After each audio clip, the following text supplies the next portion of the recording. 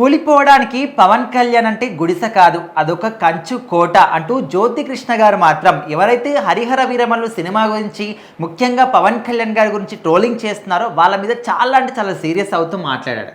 So ఖచ్చితంగా director Jyothi Krishna గారు మాత్రం ఒక ట్రాలర్స్ అందరికి ఇచ్చిపడేశారని చెప్పొచ్చు. పవన్ కళ్యాణ్ గారిని కానీ ఆయన సినిమా హరిహర వీరమల్లుని కానీ గత 4-5 ఏళ్లుగా ఎవరైతే విమర్శిస్తున్నారో, ఎవరైతే తప్పులు వెతుకుతున్నారో సో వాళ్ళందరికీ ఇచ్చిపడేశారని చెప్పొచ్చు. పవన్ కళ్యాణ్ గారు ఒక కంచుకోట, ఆయన ఏదో మీరు నలిపితేనో మీరు తొక్కితేనో దిగిపోయే మనిషి కాదు ఆయన.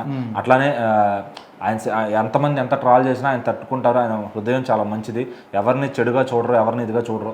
అట్లానే ఆయన సినిమా పనిచేయడం నాకు చాలా అదృష్టం అని కూడా ఆయన చెప్పడం జరిగిందనమాట. పవన్ కళ్యాణ్ గారు ఒక్క సీటు కూడా ఓడిపోయిన స్థాయి నుంచి 100% స్ట్రైక్ రేట్ స్థాయికి వచ్చారు ఆయన. సో అలాంటి వ్యక్తి ఈరోజు మాకు సినిమా చేసి పెట్టడం కూడా చాలా అదృష్టంగా భావిస్తున్నాను. సో ఈ సినిమా చాలా బాగుంటుంది.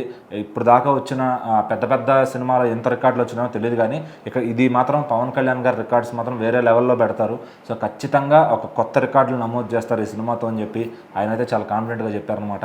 అలాగే వాళ్ళ తండ్రి ఏం రత్నం గారు కూడా ఈ సినిమా గురించి మాట్లాడుతూ, ఈ సినిమా మీరు ఆపండ్రా ఓజీ ఓజీ అని అరుస్తారు ఎందుకు, హరిహర వీరమల్లు వచ్చాడంటే ఓజీ కూడా ఎందుకు పనికిరాదు అని చెప్పి ఆయన ఫుల్ ఎలివేషన్ ఇచ్చేసారనమాట.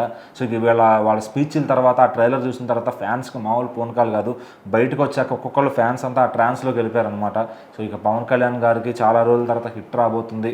ఎప్పుడో అత్తారింటి దారేదితో ఫ్యాన్స్ అందరూ హిట్ చూశారు. ఈ మధ్యలో చాలా సినిమాలు వచ్చాయి, చాలా జరిగాయి, చాలా జనరేషనే మారిపోయిందని చెప్పొచ్చు.